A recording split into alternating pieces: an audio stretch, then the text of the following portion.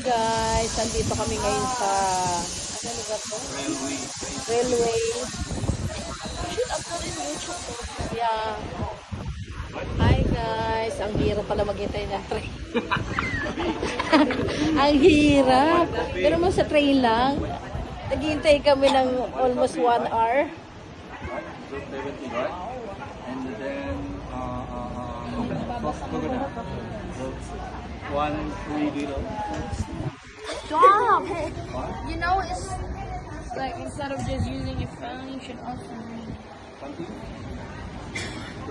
Okay? Thank you.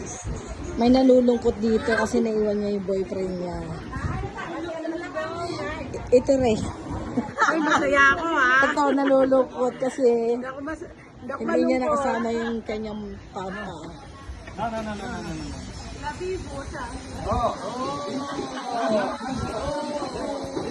Buti na lang guys, nakikisama yung anak ko.